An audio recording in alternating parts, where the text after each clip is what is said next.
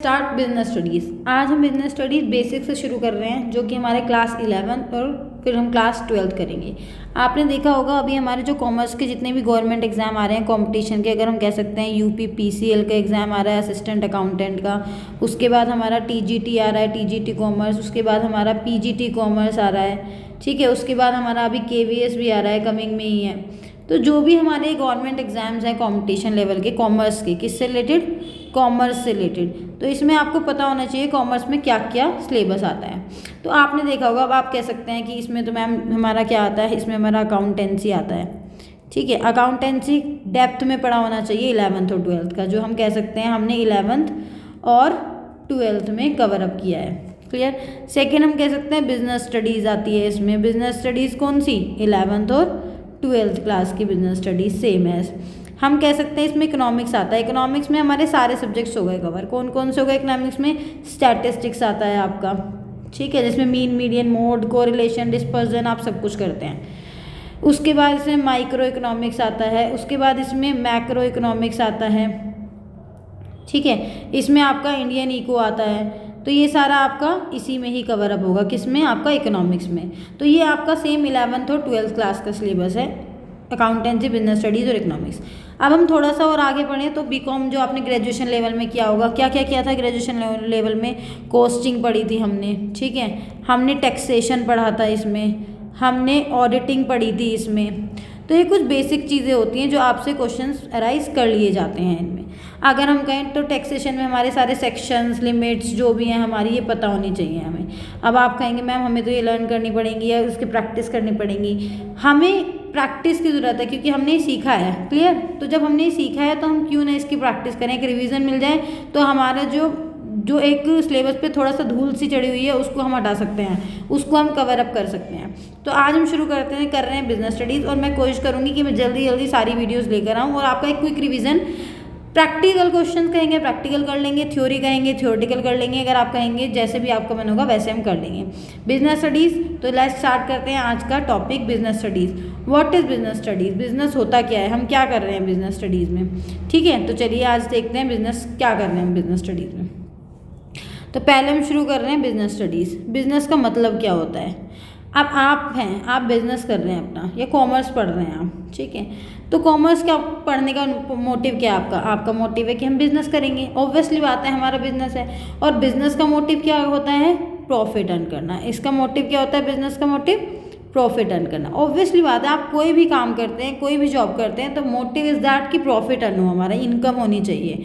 तो business means, business कहीं ना कहीं ये क्या कह रहा है, ये कह रहा है बिजी, आप अपने आप को बिजी रख रहे हैं समवेयर, क्लियर।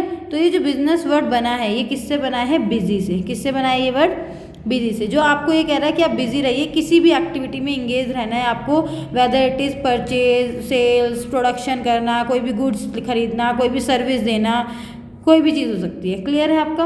अब बिजी आप किस चीज़ में है, या तो गुड्स का सेल परचेज करने में या सर्विसेज को प्रोवाइड करने में, क्लियर। मैं आपको पढ़ा रही हूँ तो इसमें क्या है, इसमें मैं क्या कर रही हूँ, इसमें मैं आपको सर्विस दे रही हूँ, ठीक है। ये आपका बिजनेस हो गया। अब इस बिजनेस की हम स्टडी करेंगे, that is called business studies, ठीक है। किसकी स्टडी कर रहे हैं, बिजनेस की। अब बिजनेस मतलब बिजी रहना, गुड्स या सर्विस की भी किसी को प्रोवाइड करने में। तो चलिए अब आगे बढ़ते हैं। अब ये कह रहा है बिजनेस कितने तरह का हो सकता है, बिजनेस 2 तरह का हो सकता है। कौन कौन सा हो सकता है, जैसे कि हम इसमें देखेंगे तो ह्यूमन एक्टिविटीज़ जो होती है, जो हम करते हैं, आप और हम ह्यूमन ही तो हैं, जो हम एक्टिविटीज़ करेंगे कितने तरह की हो सकती है, दो तरह की। जल्दी से बताइए कौन सी। First is economic activity, second is non economic activity. अगर आपको क्लास अच्छी लगेगी तो प्लीज़ लास्ट में लाइक शेयर कर दीजिएगा, कमेंट कर दीजिएगा, बताइएगा मैम अच्छी लगी क्लास, आप ऐसे ही और वीडियोस लेकर आइए और हमारा जल्दी से क्विक रिवीजन हो रहा है। और ये हो गई नॉन इकोनॉमिक एक्टिविटी।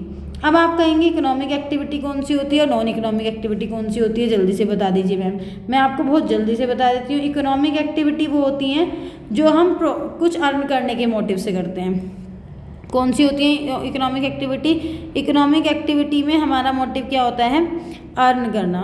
क्या होता है, अर्न करना। लाइक मैं कहीं पर जॉब कर रही हूँ, ठीक है, मैं कोई बिजनेस कर रही हूँ, यहाँ मैं पैसा कमा रही हूँ, ठीक है, मैं कहीं कोई मेरा प्रोफेशन है खुद का, ठीक है।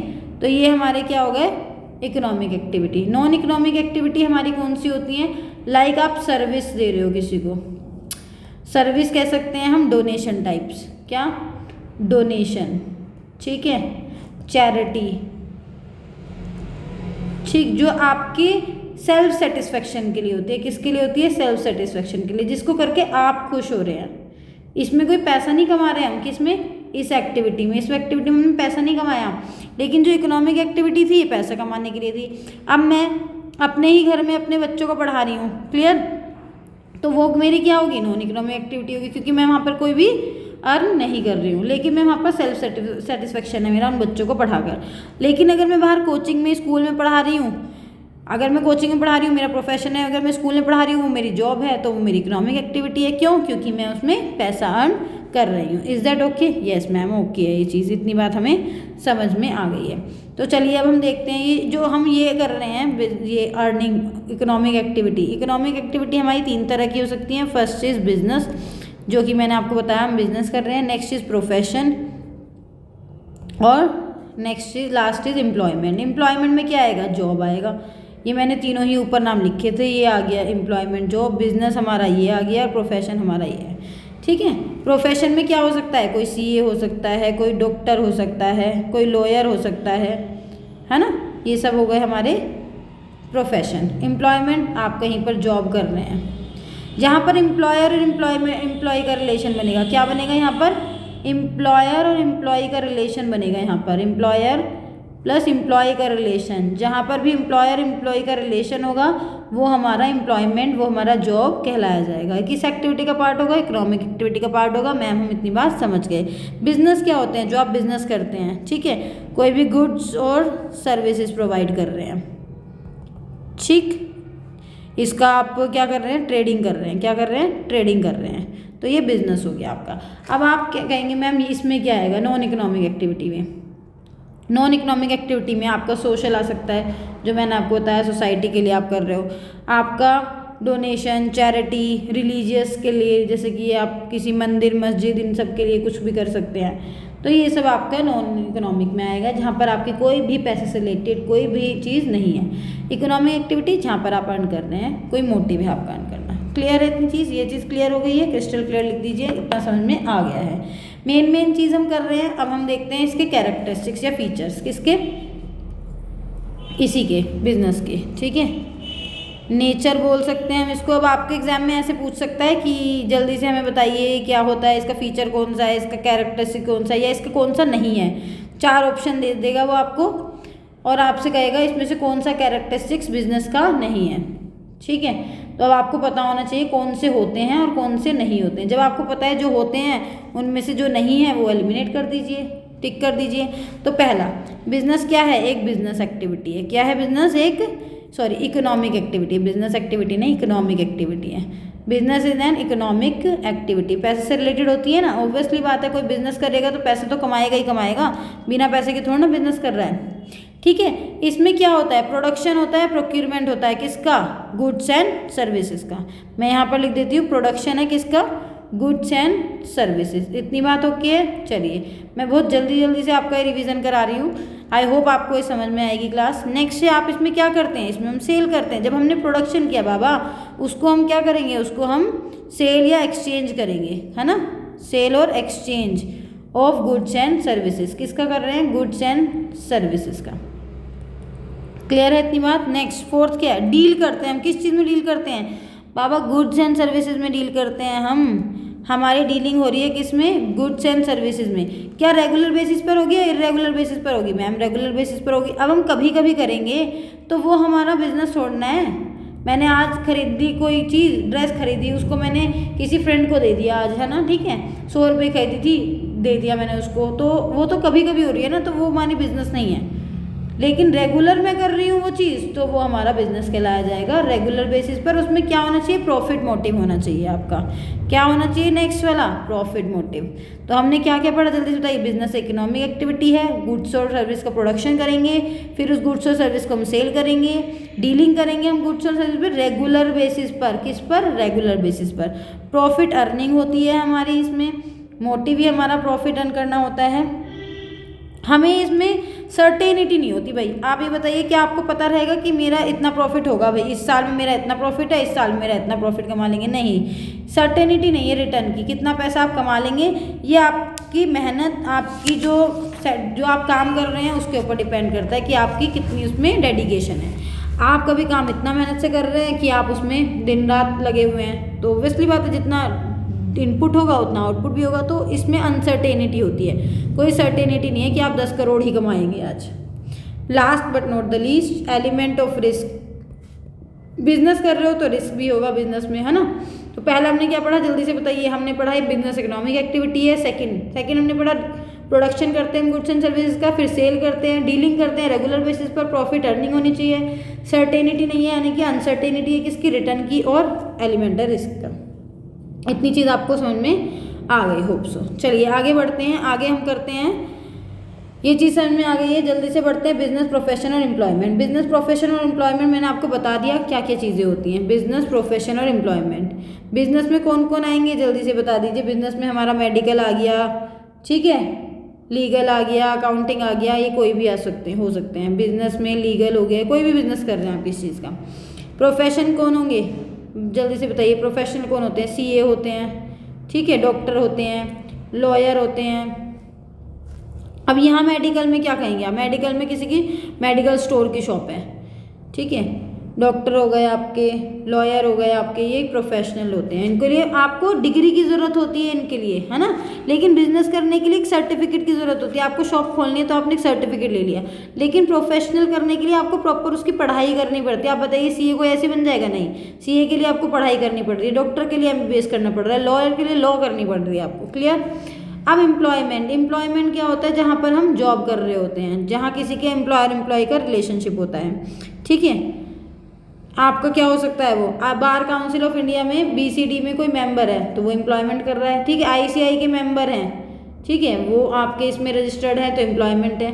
ये सब चीज़ हो गई आपके बिजनेस प्रोफेशन एंड एम्प्लॉयमेंट, जहाँ पे उनको वेजेस मिल रही होगी, ठीक है, जहाँ पर उनको वेजेस मिल रही होगी, यहाँ पर उनको वेजेस मिलती है, वेजेस सैलरी जो भी आप कह सकते हैं, इसमें एम्प्लॉयमेंट में मिलती है। आगे हम आ सकते हैं, तो अब इनका डिफरेंस देखेंगे, इन तीनों का डिफरेंस, इन तीनों के डिफरेंस में क्या कहेगा वो बताइए।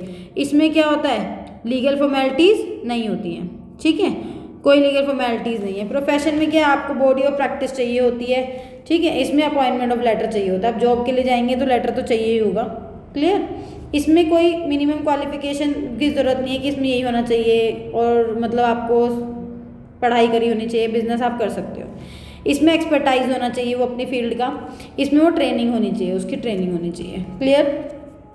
तो ये कुछ है आपके डिफरेंसेस जो आपको क्लियर होने चाहिए। चलिए आगे बढ़ते हैं, बिजनेस का ऑब्जेक्टिव क्या है, उसका objective business and the role of profit in business, business में प्रॉफिट का क्या रोल है। तो हम आते हैं नेक्स्ट टॉपिक पर। नेक्स्ट टॉपिक क्या है हमारा, ऑब्जेक्टिव ऑफ बिजनेस। क्या है हमारा next topic, objective of business. Business का ऑब्जेक्टिव क्या है हमारा, एंड द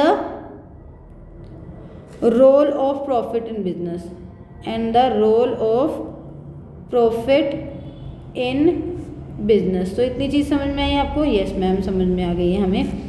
ऑब्जेक्टिव क्या है बिजनेस का और रोल क्या है बिजनेस में प्रॉफिट का, तो ये हम देखते हैं। चलिए तो पहले हम पढ़ते हैं ऑब्जेक्टिव बिजनेस। क्या पढ़ रहे हैं पहले हम, ऑब्जेक्टिव अगर कहें हम तो ऑब्जेक्टिव दो तरह के हैं। ऑब्जेक्टिव कौन कौन से ऑब्जेक्टिव, इकोनॉमिक ऑब्जेक्टिव और एक सोशल ऑब्जेक्टिव, है ना। इकोनॉमिक ऑब्जेक्टिव अगर हम देखेंगे, इकोनॉमिक ऑब्जेक्टिव देखेंगे पहले हम, और फिर सोशल ऑब्जेक्टिव देखेंगे हम। इकोनॉमिक ऑब्जेक्टिव देखते हैं हम। इकोनॉमिक ऑब्जेक्टिव में क्या होता है, इकोनॉमिक मतलब पैसे से रिलेटेड, तो यानी कि हम अर्निंग करेंगे, किसकी अर्निंग करेंगे, प्रॉफिट की। ऑब्वियसली बात है जितना आपने पैसा लगाया है उसको आप कमाएंगे भी उससे ज़्यादा। मार्केट स्टैंडिंग, मार्केट में आपको रहना पड़ेगा, ऐसे नहीं आप डर के भाग जाएँ, ठीक है। आप उसमें लगे हैं काम करने के लिए तो आपको पूरी डेडिकेशन से लगे रहना होगा। इनोवेशन होने चाहिए, नए नए आइडियाज़ लेके आने हैं आपको, पुराने आइडियाज़ पे नहीं चलते रहना। Next optimum utilisation. ऑप्टिमम मतलब क्या होता है, फुल यूटिलाइजेशन करेंगे, किसका यूटिलाइजेशन करेंगे, जो भी आपके रिसोर्सेज हैं। Optimum utilisation of physical and financial resources. Of resources लिख दूँ मैं, दोनों तरह के रिसोर्सेज हो जाएंगे इसमें आपके, जो आपको पता होना चाहिए। कितने तरह के रिसोर्सेज हैं जल्दी से लिख लीजिए, physical and financial resources. Physical में क्या आएगा, मशीनरी है, प्लांट है, फर्नीचर है, जो भी आपके रिसोर्सेज हैं। और फाइनेंशियल मतलब पैसा।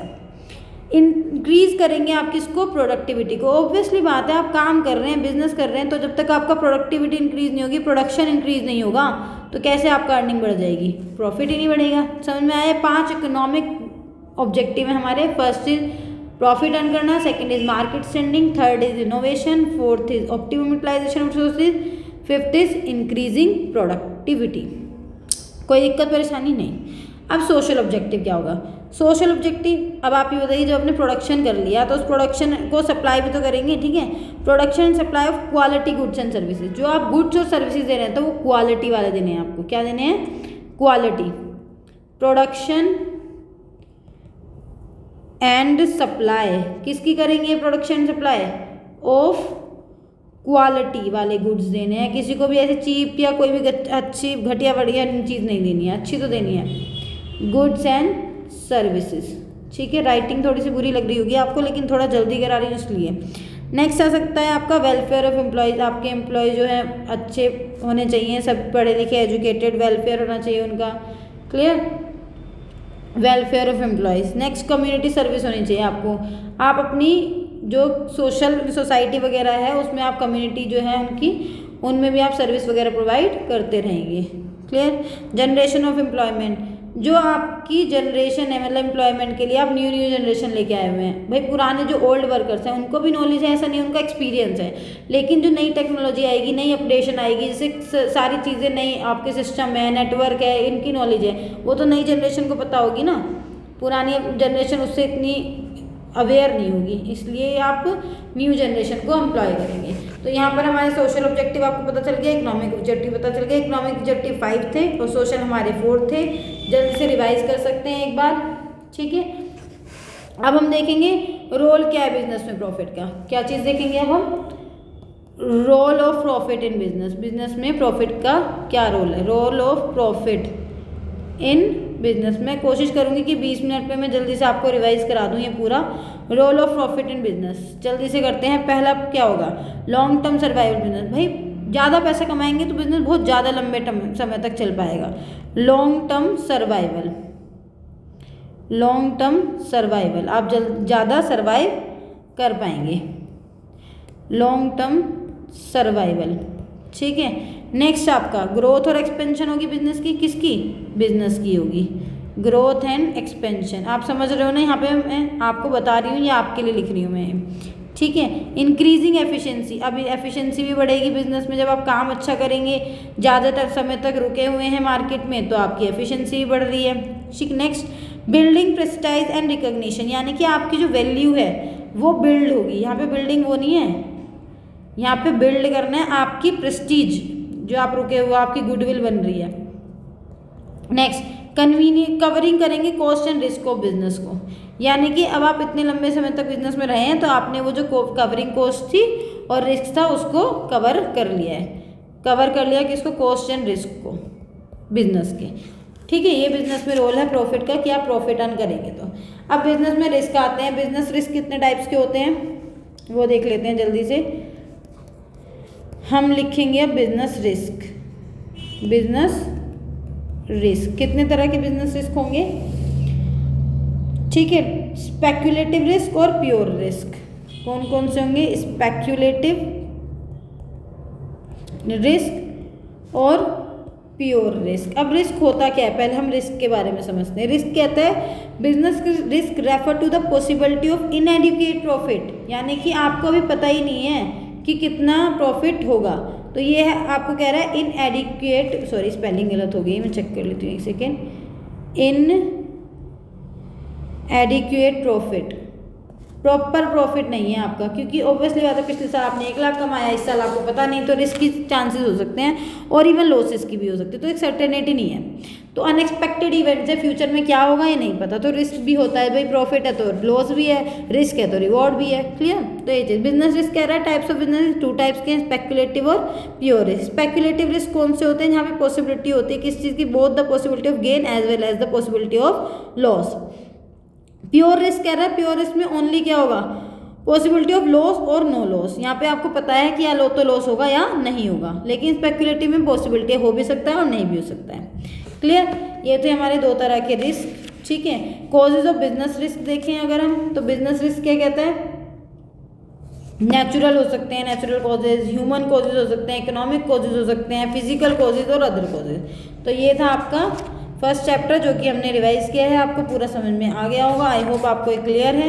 मिलते हैं नेक्स्ट वीडियो में, तब तक के लिए बाय बाय, टेक केयर। जल्दी मैं लेकर आऊँगी फॉर्म्स एंड बिजनेस ऑर्गेनाइजेशन, फिर उसकी merits, limits, advantages, disadvantages, feature, सब कुछ हम करेंगे। 5 फॉर्म है, 5 फॉर्म को हम अच्छे से कवर अप करेंगे, उसका रिवीजन करेंगे, ठीक है। चलिए मिलते हैं, बाय बाय नेक्स्ट वीडियो में।